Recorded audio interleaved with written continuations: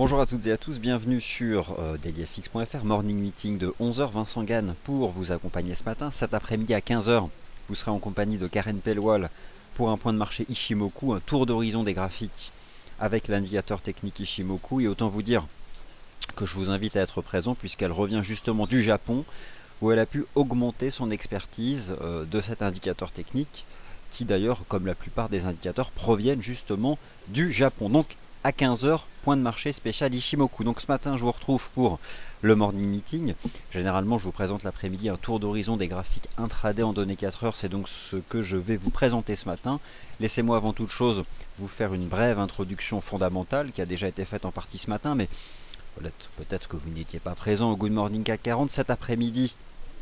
Audition de Janet Yellen, présidente de la Réserve fédérale des États-Unis, devant le Sénat, je crois, des États-Unis, et puis demain la Chambre des représentants. Je vous rappelle que la Grèce soumettra aujourd'hui, mardi 24 février, avec un jour de retard, car elle devait le faire hier, elle ne l'a pas fait.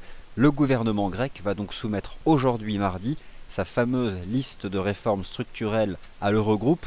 Alors pour le moment, le marché est globalement calme. Globalement, le marché commence à intégrer le fait que le risque d'une sortie de la Grèce de la zone euro soit complètement levé. D'ailleurs, vous avez pu toutes et tous assister à un resserrement général des spreads de taux d'intérêt au sein de la zone euro.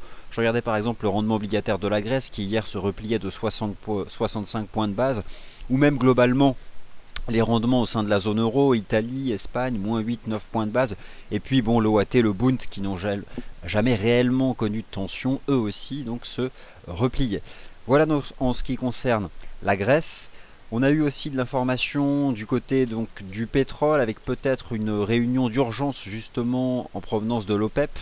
Réunion d'urgence qui pourrait être organisée par l'OPEP justement pour revenir sur... alors, en février, le prix du pétrole s'est stabilisé, mais il y a toujours au fond cette incertitude et le positionnement donc, de l'Arabie Saoudite, ça fera partie des choses qui seront étudiées.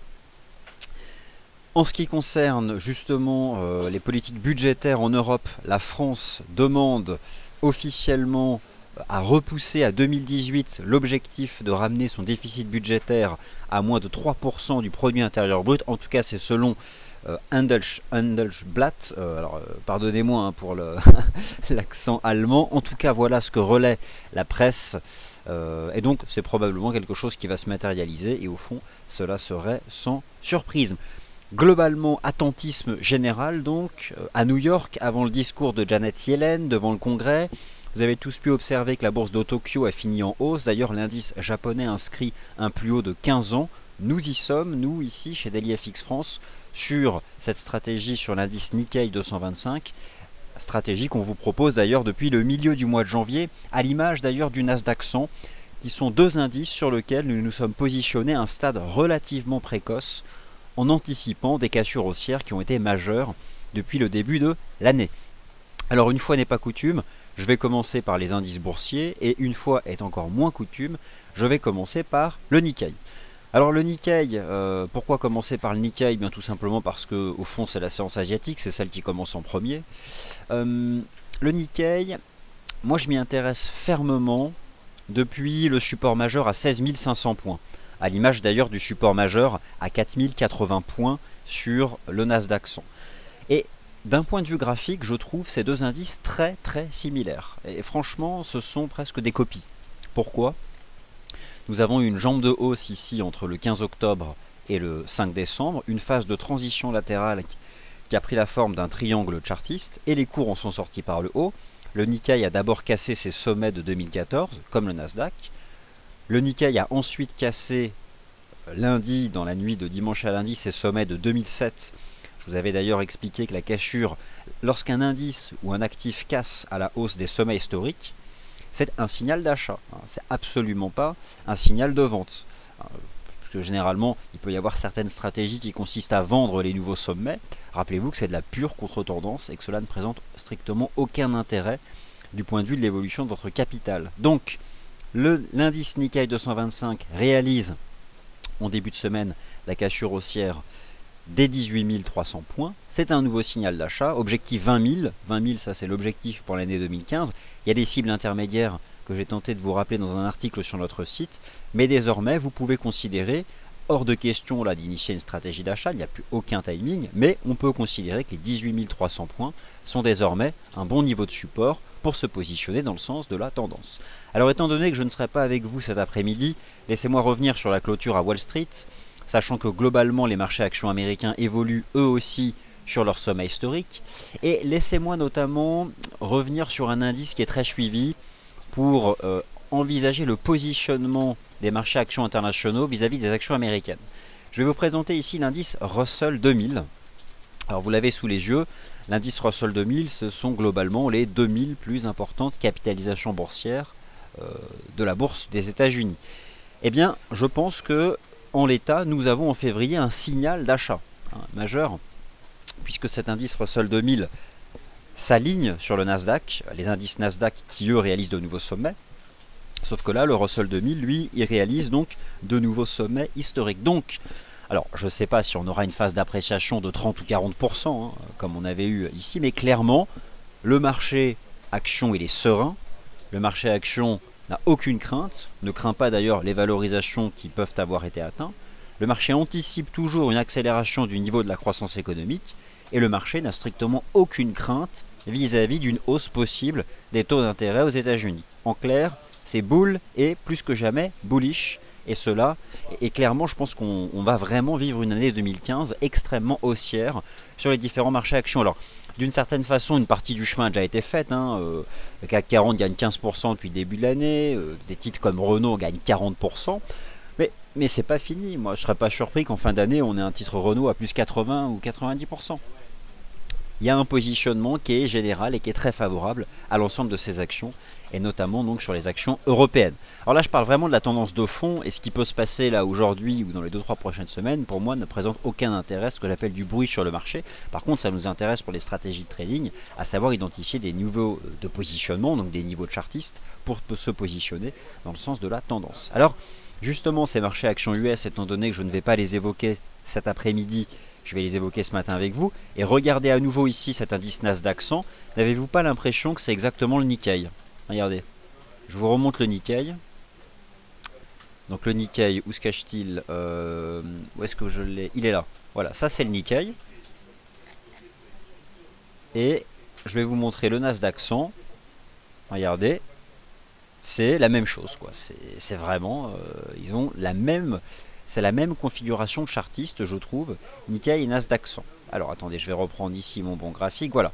Donc pour le Nasdaq 100, on est toujours soutenu ici par une belle ligne de tendance haussière en données 4 heures, puisque bon là je vais vraiment étudier les graphiques intraday en données 4 heures, c'est ça qui m'intéresse. Donc il y a plusieurs façons de procéder. Je vous ai d'ailleurs présenté dans l'article ce matin différents niveaux d'extension, sachant que là c'est pas forcément la peine de procéder de cette façon, sachant que vous avez un historique de cours sur le Nasdaq 100, puisqu'il n'a pas encore atteint ses sommets de l'année 2000, il est en train de le faire, mais il ne l'a pas encore atteint. Voici donc des extensions de Fibonacci qui cependant m'intéressent. Alors 4450, attention, c'est un objectif de cours, 4450, c'est d'ailleurs 0,618 d'extension. Je pense que si je devais donner un objectif de cours ce trimestre sur le Nasdaq 100, ce sera les 4550. Voilà. Je pense que ce marché peut aller chercher les 4550. Vous avez la possibilité d'utiliser une ligne de tendance haussière ici, puisqu'à chaque fois que le marché s'en approche, vous constatez qu'il donne une nouvelle impulsion. Ensuite, vous avez sur le Nasdaq 100 des niveaux de support, des niveaux de chartistes horizontaux ici, qu'on peut facilement tracer ici en utilisant un outil graphique. Donc, ça reste clairement profondément bullish. Et moi, ce qui me plaît beaucoup, en fait, c'est que le Nasdaq 100 était le premier à donner un signal, début février. Le Russell 2000 a suivi. Ensuite, vendredi dernier, c'est le S&P 500 qui a suivi. Le S&P 500 qui a cassé ses sommets historiques qui s'établissaient à 2092. Donc en fait, la séance de vendredi, j'ai mis un peu de temps à le percevoir, mais la séance de vendredi 20, en fait, était une séance, c'était un signal d'achat sur le SP500. Il y a un tout premier niveau de support maintenant à 2102 points. Mais en réalité, voilà, ce qui serait vraiment intéressant, ce serait d'envisager un pullback sur 2090 pour se chercher. Et ce serait pas mal 2090, je pense que c'est un bon niveau d'entrée. Maintenant, si le marché propose de revenir dans cette zone pour une stratégie positive dans le sens de la tendance, à ce moment-là, je pense que le stop de protection il peut se placer sous les 2083 points. Enfin bref, voilà, c'est plutôt pas mal ce que fait le SP500. Ça ouvre des nouvelles perspectives haussières. Alors, si vous voulez que je vous donne des objectifs de cours sur le SP500, bah écoutez, je vais vous les donner tout de suite. Je vais pour cela utiliser des extensions de Fibonacci. Donc je vais attraper toute la jambe de hausse ici entre... Alors là je vous donne des objectifs pour les prochains mois, hein, donc n'allez pas croire qu'il s'agit d'objectifs pour les prochaines heures ou même les 3 prochaines semaines. Hein. Donc j'attrape ici le point bas de la conso latérale et je vais vous donner des cibles. Alors on peut voir que les 2104 en étaient déjà une. Je ne serais pas surpris de voir le SP500. On a un prochain target à 2137. Voilà, 2137 points. Ça c'est pas mal. Et puis si je devais en essayer d'en rattraper une autre, 2176. Donc concrètement, une stratégie ça peut être ça, c'est-à-dire que si jamais on a un retour sur 2090, ça me paraîtrait un bon pullback pour se placer, 2090 points. Et puis après les targets, elles sont là, hein, 2137 points et 2176. Je pense que ça c'est des cibles qui peuvent être atteintes avant le printemps ou durant le printemps ici sur l'indice S&P 500. Le Dow Jones. Qu'en est-il du Dow Jones? Eh bien, c'est un peu plus laborieux. Il a du mal. Les sommets historiques qui sont à 18 093, il a du mal à passer, mais au fond, vu ce qu'ont fait le Nasdaq, les Nasdaq, puisque le Nasdaq Composite c'est la même chose, hein, vous pouvez jeter un oeil au Nasdaq Composite, c'est comme le Nasdaq 100. Vu encore ce qu'ont fait d'autres marchés, eh bien, je pense que cet indice Dow Jones s'alignera sur le Nasdaq. Un instant s'il vous plaît. Voilà.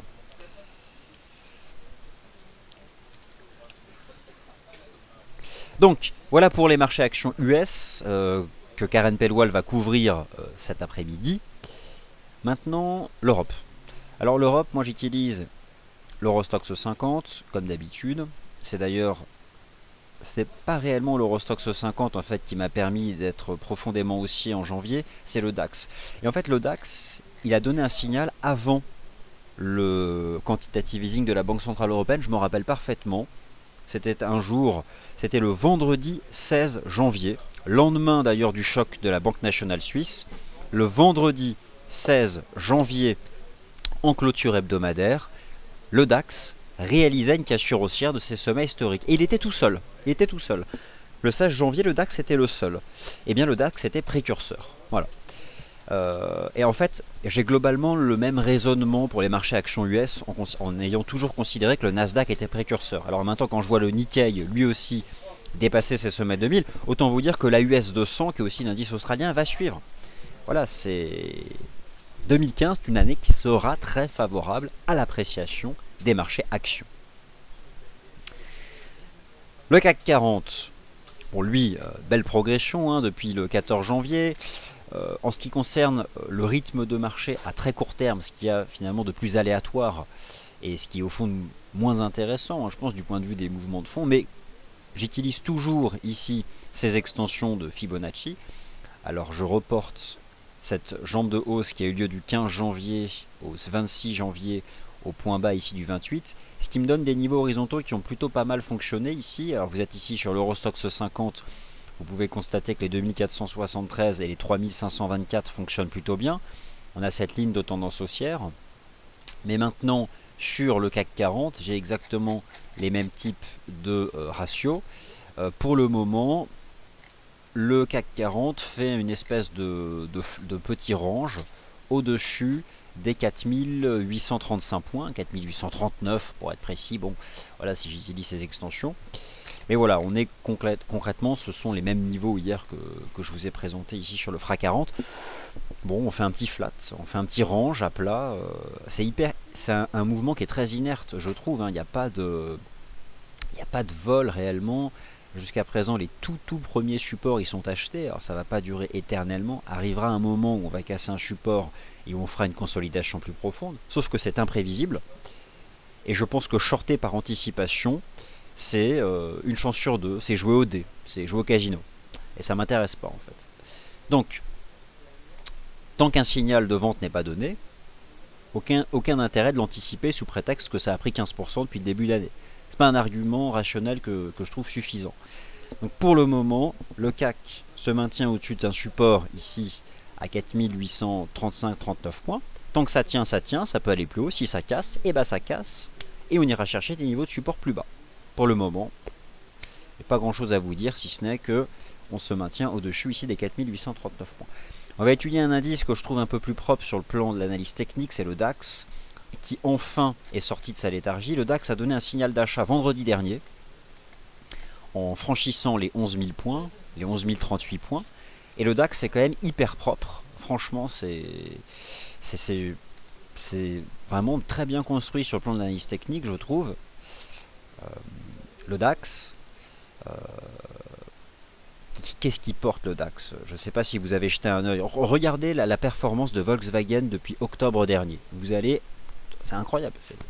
Regardez la performance de Daimler depuis octobre dernier. Ce sont des poids lourds de l'industrie automobile allemande qui ont gagné 60-70% depuis le mois d'octobre dernier. Et certains gérants commencent à peine à s'y intéresser. Donc autant dire qu'il y a du potentiel. Le DAX, sur la base de ce graphique intraday en données 4 heures, il a donné un signal positif vendredi en débordant à la hausse donc les 11 000 points, les 11 038 points. Ces 11 038 points constituent désormais donc le premier niveau de support ici sur le DAX. Tant que ça tient, moi je conserve une vue de marché positive. Quand bien même on aurait ici peut-être un début de div, un début de contradiction de momentum. Pour le moment, jusqu'à présent, les divs, elles se sont toujours traduites par des phases de range. Donc, moi je préfère m'intéresser au niveau de support. Je surveille cette ligne de tendance haussière, ce support 11 000. Si par contre le marché devait casser à la baisse les 11 000, là en effet, on pourrait aller chercher un niveau de support qui serait un peu plus profond. Mais tant qu'on se maintient au-dessus des 11 000, eh ben, je vise 11 189. Ici sur le DAX. Alors en Europe, vous l'avez compris, les indices du sud de l'Europe ont d'abord été en retard et puis ça change. Ça change. D'abord le MIB. Le MIB a le premier tenté de rattraper son retard en formant un triple bottom sur 17 700 points, en brisant à la hausse la ligne de coup le 22 janvier, merci le quantitative easing de la Banque Centrale Européenne, divers pullbacks qui permettaient de se positionner, ligne de tendance haussière, objectif 22 500 points, je confirme sur le MIB un objectif ce trimestre à 22 500 points, et autant vous dire que j'ai l'intime conviction que ces 22 500 points seront débordés à la hausse. Je pense que le MIB lui aussi finira donc par réaliser une cassure haussière de ses sommets de l'année 2014. Donc, premier support sur le MIB, 21 478 points, ces sommets-là. Je considère que les 21 478 sont un très bon point d'entrée dans le sens de la tendance. Retenez donc 21 478 sur le MIB. Et l'IBEX aussi devient intéressant. Lui aussi il commence à rattraper son retard, il a donné des signaux positifs. Intéressez-vous lui aussi, là aussi à ce marché pour se positionner. Donc vous l'avez compris, on a eu depuis 2 semaines de nouveaux signaux techniques positifs, et notamment vendredi sur le DAX, ou encore lundi sur le Nikkei, vendredi probablement sur le SP500, bref, sur le marché action, pour le moment, tout va bien dans le meilleur des mondes. Voilà donc ce que je pouvais vous dire sur les marchés actions. En ce qui concerne le contrat de taux long allemand Bund, je m'intéresse toujours au support des 158,17 pour me positionner, enfin pour inviter à se positionner dans le sens de la tendance, en tout cas pour défendre une vue de marché positive.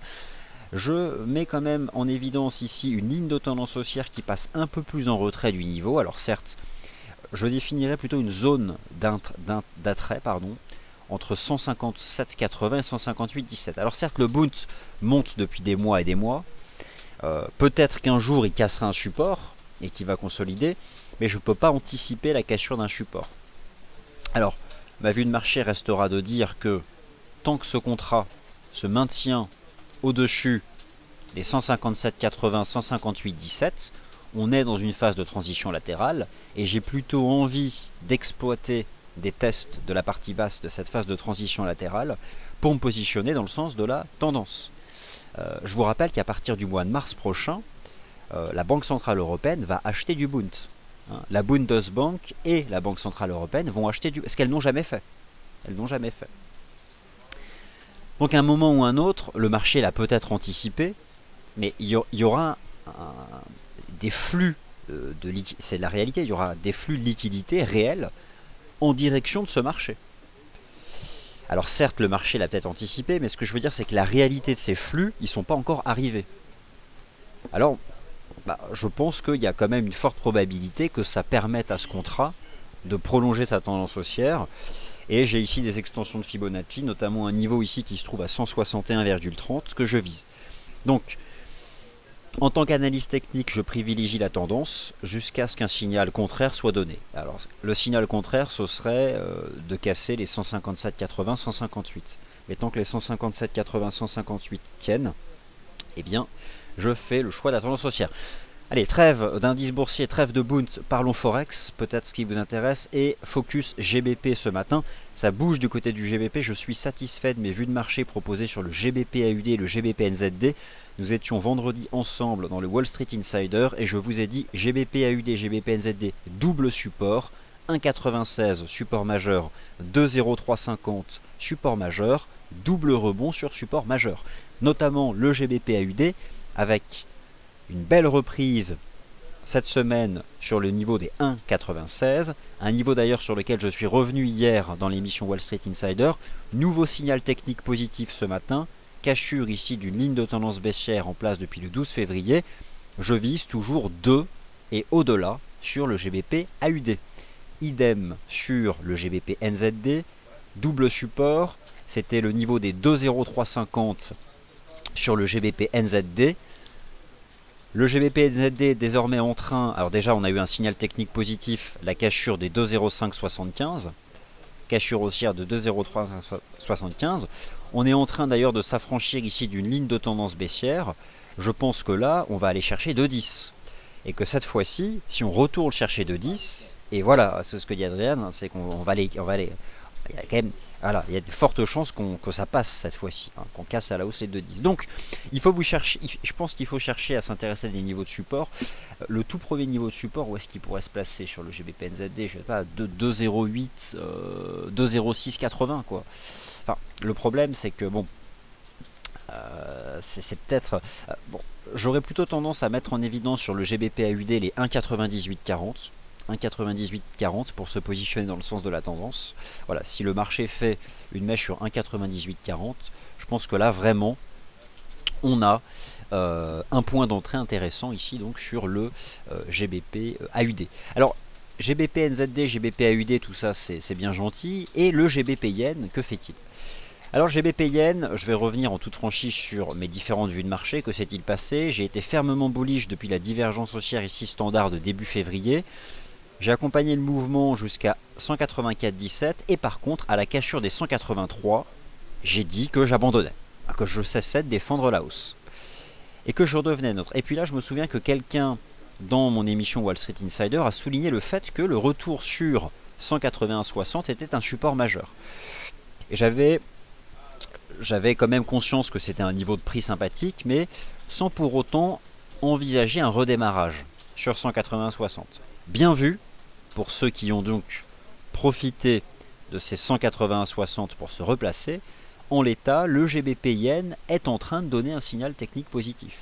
Alors c'est beaucoup moins attractif sur le plan de l'analyse technique que le GBP AUD ou que le GBP NZD ou que le GBP CAD sur lequel je vais revenir juste après, mais en l'état, si j'utilise ici ce chandelier 4 heures, j'ai une cassure haussière ici sur le GBP Yen.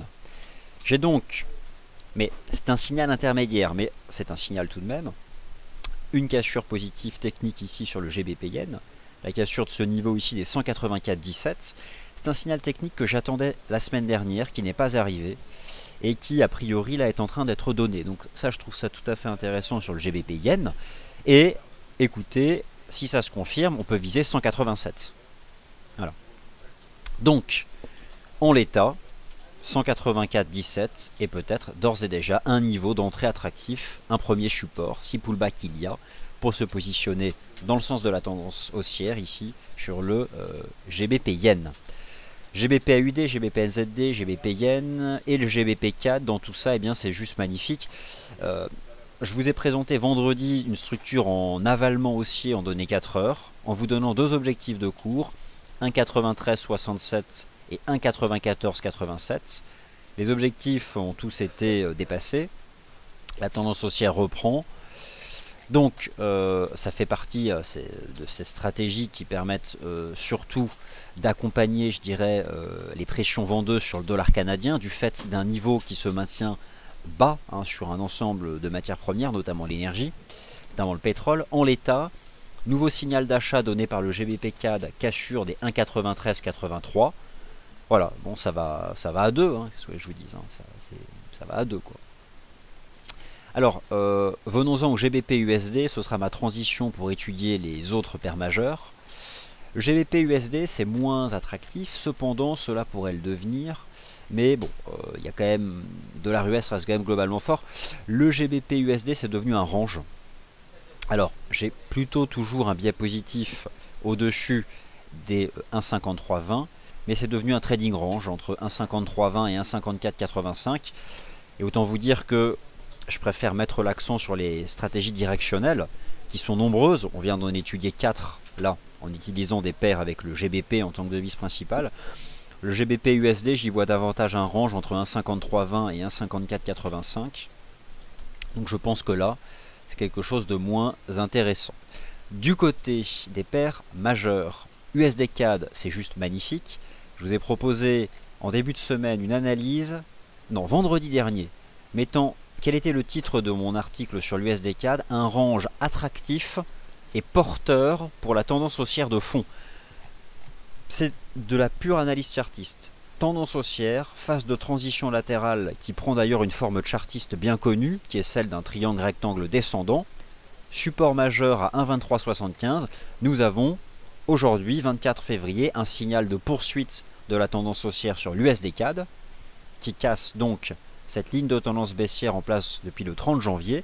Je pense que l'USD CAD va revenir tester les 1,28. Alors, il y a une cible ici intermédiaire qui passe à 1,27, mais voilà.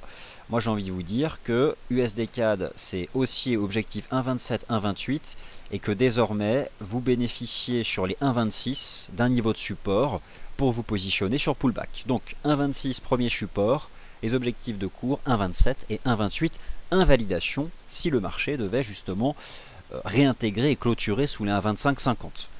En tout cas, c'est propre, vraiment c'est de l'analyse technique, c'est propre. Et l'USD CAD, ça fait partie des configurations qui ressemblent au Nikkei, qui ressemblent au Nasdaq 100. On fait des impulsions haussières, on fait des ranges, ça dure plusieurs semaines, on sort par le haut des ranges et on repart pour une phase d'appréciation significative. Voilà. Et il ne faut même pas chercher à se poser de questions, est-ce que c'est trop cher, est-ce que le niveau des actions est sur un niveau indécent, peu importe l'interprétation ou le jugement personnel qu'on peut avoir sur différents fondamentaux. Ce qui nous intéresse, c'est l'action des prix et être dans les tendances. Et ces tendances, elles sont haussières. Voilà donc ce que je pouvais vous livrer ici sur l'USD CAD paire majeure. Alors l'USD Yen, c'est pas mal aussi. C'était quand même, ça était un peu plus laborieux, puisque là aussi on avait une jambe de hausse. Les cours étaient sortis par le haut de cette phase de range, mais sont revenus ici travailler cette zone des 118 pour finalement repartir. Bon, ça relance. Moi j'ai toujours conservé une vue de marché positive ici au-dessus des 118 sur l'USD Yen. C'est moins beau que d'autres stratégies directionnelles sur lesquelles on vient de revenir, mais cependant, bon, j'ai quand même le sentiment que l'USD Yen pourrait revenir chercher les 120, voire les 120,80, mais bon. Voilà, il y a probablement un peu mieux à faire, mais bon, ça reste quand même haussier. On a peut-être un canal ici, donc je ne serais pas surpris qu'on revienne chercher les 120,50 lors des prochaines heures.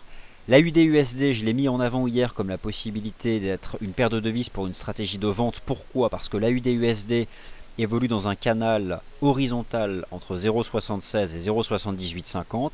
0,7850 résistance. Ce matin, nous avons en l'état un petit signal de vente, cassure de cette ligne de tendance. Bon, je pense que la UD-USD peut se replier en direction des 0,7722, qui serait la médiane du range. Après, voilà, si ça casse, en effet, revenir chercher les 0,7625. Mais bon, la résistance était 0,7851. Donc voilà, là, on est au milieu du range. Il n'y a plus grand-chose à faire. Alors, le NZD-USD, c'était vraiment... Et vous aviez une idée de trading d'Adrian Dechu.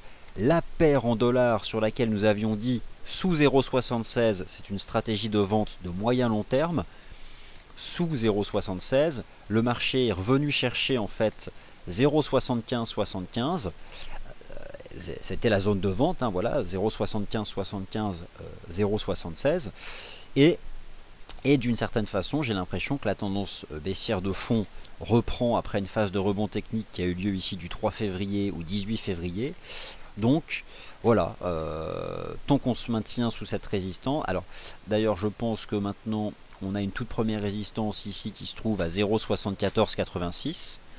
Donc voilà, première résistance 0,7486. Et somme toute, j'ai bien le sentiment que cette paire de devises pourrait retomber ici en direction des 0,7320 $. Alors, quelle est la paire majeure que j'ai oubliée? Laissez-moi réfléchir. Ah oui, l'euro-dollar, ouais, en effet. Alors, l'euro-dollar, je l'ai gardé pour la fin parce qu'il ne présente strictement aucun intérêt. Et aucun. Donc, j'ai préféré plutôt vous proposer dans un premier temps des stratégies directionnelles qui, elles, présentent un intérêt. L'euro-dollar, sur le mois de février, c'est un range. Entre 1,1260 et 1,1450, 1,15. On va de part et d'autre de la moyenne mobile à 20 jours. Je n'y vois strictement aucun intérêt en termes de stratégie de marché. Et ma vue de marché est parfaitement neutre d'ailleurs aussi sur cette paire de devises euro-dollar. Venons-en aux matières premières. Alors d'une part, invalidation de ma vue de marché, je tiens à être transparent dessus sur le pétrole, le WTI. J'ai eu tort de penser que la moyenne mobile à 20 jours serait un bon niveau d'entrée, mais cependant, je ne pense pas que ce marché ait redémarré une phase de baisse. Je pense qu'en février, on s'est stabilisé. Voilà. Je pense qu'on s'est stabilisé sur le prix du pétrole et qu'on est rentré dans des ranges. Alors, je dois admettre que le Brent qui surperforme, et je vous ai donc hier présenté d'ailleurs l'indicateur technique ratio et notamment la courbe de force relative Brent WTI qui est fermement haussière, qui invite à considérer finalement le Brent comme le plus fort en termes relatifs des pétroles. Lui, il n'a pas cassé de support. Alors, il a certes rejeté sous résistance, mais bon, on tient toujours un espèce de support ici à 58,50. C'est vrai que la moyenne mobile à 20 jours arrive. Mais bon, j'avais plutôt, la semaine dernière, j'avais le sentiment qu'on pouvait encore casser des résistances. Là, je pense que c'est devenu très neutre tout ça. C'est devenu très neutre. Les pétroles, c'est devenu sérieusement neutre. Donc j'aurai là tout de suite plus de difficultés à reproposer une anticipation. Voilà, j'ai plutôt une anticipation neutre. Alors le gaz naturel, déception.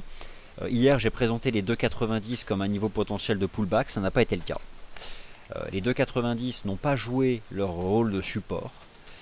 Il y a un ultime support qui est cette ligne de tendance haussière ici, qui passe à 2,80. Donc voilà, c'est l'ultime rempart. 2,80, faut que ça tienne. 2,80 en tant qu'ultime rempart. Sinon, c'est plutôt compliqué sur cet environnement donc des matières premières. L'once d'or, la compression avec un grand L et un grand C. Vous êtes en train de vivre sur l'once d'or la compression chartiste qui déterminera la suite des événements. L'once d'or est ici soutenue par donc une ligne de tendance haussière en place depuis le 7 novembre 2014. L'once d'or est couvert par une ligne de tendance baissière ici en place depuis le 3 février 2015. Il est à l'intérieur et je ne sais pas dans quel sens il va en sortir. Mais ce qui est certain, c'est que lorsqu'il en sortira, on aura un signal de trading très fort. Ce qui serait vraiment négatif pour l'once d'or, ce serait de casser les 1185. Là, ce serait 1185, 1186, ce serait sérieusement compliqué. Alors, je vais rechercher ici le CAC 40, l'euro-dollar, USD-CNH, toujours sur un petit support à 6,27 d'ailleurs, USD-CNH. Ah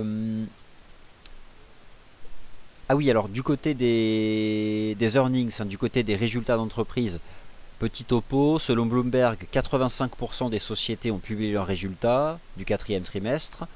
Elles sont 50% à l'avoir fait en Europe et bientôt 100% au Japon. Donc maintenant le marché va de plus en plus se focaliser sur les résultats des entreprises en Europe, puisqu'au Japon et aux États-Unis c'est presque terminé. Sachez que 73% des entreprises américaines ont dépassé les attentes en termes de bénéfices par action. Donc ne soyez pas étonnés que les marchés actions américains fassent des nouveaux sommets historiques. Pour le moment, les résultats du quatrième trimestre sont globalement satisfaisants. Voilà. Voilà donc pour ce point de marché. Maintenant, je vais répondre à vos questions en me rendant donc dans la file commentaires. Alors, le son et l'image fonctionnent normalement. Alors, bonjour Tradator, pouvez-vous faire un point sur le cuivre? Et le cuivre a-t-il une échéance? Alors, c'est une excellente question. Voilà. Première réponse, oui, le cuivre a une échéance. Et deuxième réponse, c'était hier. Donc, vous bénéficiez désormais d'un nouveau contrat sur le cuivre. Donc je vais vous proposer une analyse technique sur le cuivre qui peut éventuellement vous permettre d'exploiter notre nouveau CFD, enfin la nouvelle échéance de notre CFD. Le cuivre est dans un range, mais sous un seuil que je suis de près. Le cuivre est dans un range ici sur la base de ce graphique intraday 4 heures entre 2,53 et 2,63. J'aurais tendance à penser que tant qu'on est au-dessus de ce support à 2,53, on peut faire quelque chose. J'ai du mal à trancher, je n'arrive pas à savoir si en fait le marché est ici en train de construire une figure de creux ou pas. Mais en tout cas, ce qui est certain, c'est que si le marché devait réaliser une cassure haussière des 2,63, on aurait la possibilité de voir les cours du cuivre accélérer en direction des 2,80. Autant vous dire que les fondamentaux ne sont pas en faveur d'un rebond. Et si je pense qu'en février, en fait, les matières premières se sont stabilisées. Elles se sont stabilisées, ce qui est déjà quelque chose de nouveau. En tout cas, voilà, éventuellement 2,53 pour un support, pour ici une stratégie positive sur les cours du cuivre. Alors, bonjour Guillaume, question extrêmement intéressante. Alors, il y a eu en effet une décorrélation depuis un mois entre la tendance des actions japonaises et la tendance du yen et de l'USD yen, d'une certaine façon. Mais globalement, regardez là, le yen a tendance à repartir à la baisse. Regardez l'USD yen, regardez le GBP yen. Et donc, c'est encore un facteur de soutien à la hausse du Nikkei. Je vous donne mon objectif en 2015. Le Nikkei va à 20 000 points. Objectif 20 000 points sur le Nikkei. C'est vraiment un objectif de cours qui est raisonnable. Et les 18 300 points, qui sont donc le précédent sommet de l'année 2007, c'est un niveau de support que vous pouvez exploiter dans le sens de la tendance haussière. Alors Paul, le DAX est-il hyper propre? Alors honnêtement, je trouve le DAX, selon l'analyse technique, plutôt bien construit. C'était moins le cas ces derniers temps et ça l'est à nouveau depuis vendredi et la cassure des 11 000 points. De manière générale, le DAX est un marché qui est techniquement et propre, hein, pour reprendre un jargon d'analyse technique. Regardez ici le 16 janvier, une semaine avant l'annonce par la Banque Centrale Européenne d'un programme de quantitative easing, le DAX donnait un signal d'achat en franchissant les sommets de 2014. Donc oui, le DAX est propre selon les standards de l'analyse chartiste, et oui, le DAX est en avance sur les autres indices en Europe.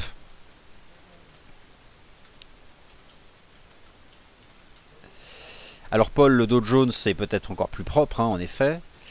L'once d'or, nous en avons parlé. Alors, question de visiteur, qu'est-ce que c'est qu'une figure de creux? Alors, qu'est-ce qu'une figure de creux? Alors là, c'est une question de base, hein, que vous posez en ce qui concerne l'analyse chartiste. Mais bon, on organise, d'ailleurs c'est une bonne idée, je pense que je vais vous proposer je vais refaire le webinaire sur l'analyse graphique. Mais en analyse graphique, vous avez ce qu'on appelle des figures graphiques. Les figures graphiques, elles sont de deux natures, soit des figures de continuation de tendance, soit des figures d'inversion de tendance. Une figure de creux, c'est une figure d'inversion de tendance entre une tendance baissière et une tendance haussière. C'est-à-dire que vous avez, et je peux prendre beaucoup d'exemples, prenons le GBP-CAD à très long terme. Prenons le GBP-CAD à très long terme. Je vais vous montrer un graphique en données hebdomadaires pour illustrer ce qu'est une figure de creux. Vous avez ici sur le GBP-CAD une tendance baissière entre 2,50 et 1,50. On a construit ici pendant environ 4 ans une figure de creux entre 1,52 et 1,65. C'était un range, on en est sorti par le haut et on a entamé une tendance haussière. Une figure de creux, c'est donc une période de range qui sépare une tendance baissière d'une tendance haussière. Et le GBP-CAD est fermement haussier, tout comme le GBP-AUD, le GBP-NZD et les indices boursiers internationaux. Voilà, donc j'ai répondu à l'ensemble de vos questions. Je vous rappelle que à 15 h, vous retrouvez ici même Karen Pellwal, experte Ichimoku, qui d'ailleurs revient du Japon et qui a pu côtoyer le cœur de cet indicateur technique qui est le Japon, pour vous proposer donc une étude des différents actifs avec l'indicateur technique Ichimoku. Donc rendez-vous ici à 15 h. Merci à toutes et à tous.